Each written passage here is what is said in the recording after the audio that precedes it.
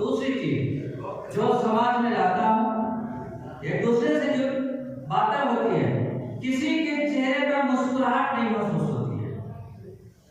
एक हदीस अर्ज करके मैं बात को खत्म कर रहा हूँ।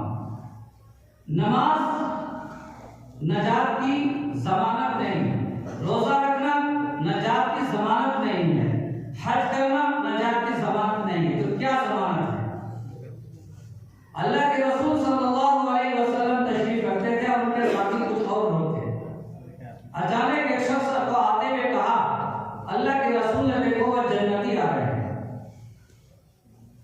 तब यतलु अलैकुम अल-आन रजुलुम मिनल जन्नत, अभी अभी आपके सामने जन्नती आ रहे हैं।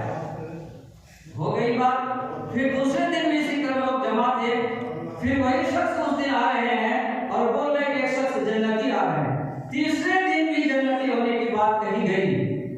तो हजरत अब्दुल्ला बिन आमर रिवायत में है, मुस्नद इमाम अहमद बिन हम्बल ने इसको रिवायत किया है, जो अपनी किताब मुस्नद में है, और इमाम अनस इनके रावी हैं।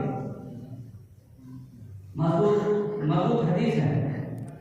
हजरत अब्दुल्ला बिन आमर रज़ियल्लाहु ताला अन्हु को यह ख्याल आया कि हम सारे लोग नमाज पढ़ते हैं, रोजे रखते हैं, हज करते हैं, इनमें कौन सी खूबी है जो अल्लाह के रसूल ने ये बशारत दुनिया में दे दी कि ये जन्नती है, और 3 दिन लगातार। तो हजरत अब्दुल्ला बिन आमर ने उस साहब को कहा कि मैं आपका 3 दिन मेहमान बनना चाहता हूँ, 3 दिन आपके यहाँ रहना चाहता हूँ। आइए 3 दिन उनके यहाँ मेहमान रहे अब्दुल्ला बिन आमर, और ऐशा की नमाज के बाद वो खाना खाकर सो जाते थे।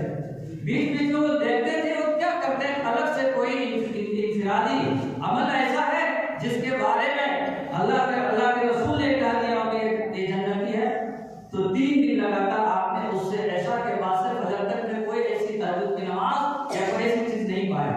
तीसरे दिन जब जाने लगे तो पूछा अब्दुल्ला बिन आमर ने कि अल्लाह के रसूल ने आपको जन्नत की जमानत दुनिया में दे दी, जो काम आप करते हैं वही काम मैं करता हूँ, हम लोगों के लिए कुछ नहीं और आपके लिए जन्नत दी। कौन से काम करते हैं? बाकी नहीं कुछ नहीं, जो आप करते हैं वही मैं करता हूँ। तो जो नमाज आपके जिम्मा, मैं भी नमाज पढ़ता हूँ। जब दूर चले गए तो फिर याद आया, तो उस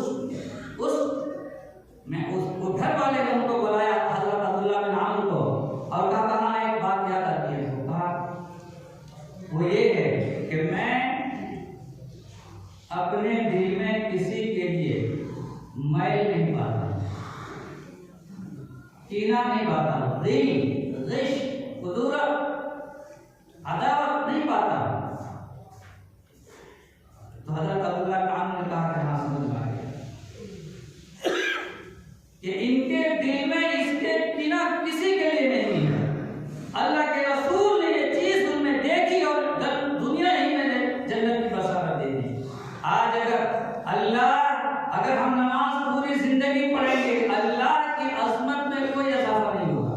और अगर हम नमाज छोड़ देंगे, हज छोड़ देंगे, रोजा छोड़ देंगे, अल्लाह की शान में जरा सी कमी नहीं है। अल्लाह हमारे नमाज का इबादत का मोहताज नहीं। अल्लाह कहाँ बसता है? अल्लाह इंसानों के दिल में बसता है। और याद रखिए, उस गिलास से कोई पानी पीने के लिए तैयार नहीं है। जिस गिलास में गंदगी हो और कोई उसमें पानी ला के दे दे, वो पानी के लिए पीने के लिए तैयार नहीं है। तो अल्लाह अपना नूर, अल्लाह अपनी बरकत, अल्लाह अपनी रहमत उस दिल में कैसे उतारेगा जिस दिल में किसी इंसान के लिए मैल हो। अल्लाह ऐसे दिल में नहीं बसता। इसलिए मैं तमाम भाई और बहनों से गुजारिश करना चाहता हूँ कि घर घर में भाइयों जो नफ्स रखते हैं, जो मैल उसको खत्म कीजिए। हालात हैं एक दूसरे के समझने की गलतफहमियां होती है। माशरे में एक दूसरे के पड़ोस के, गांव में दूसरे के लिए सिर्फ मैल को खत्म कर लीजिए। जिस दिन भी मरेंगे, अल्लाह के रसूल की इस हदीस से इस जमानत दी जा रही है कोई इंसान जन्नत का। अल्लाह हम सबको कबूल फरमाए। मैं गुजारिश कर रहा हूँ तमाम भाई और बहनों से कि इस तरह के प्रोग्राम से इंसानों में हौसला पैदा होता है। वक्तन इस तरह के प्रोग्राम होता रहे। इंशाअल्लाह मैं भी के लिए दुआ करता हूँ। वाह अल्हम्दुलिल्लाह रब्बिल आलमीन।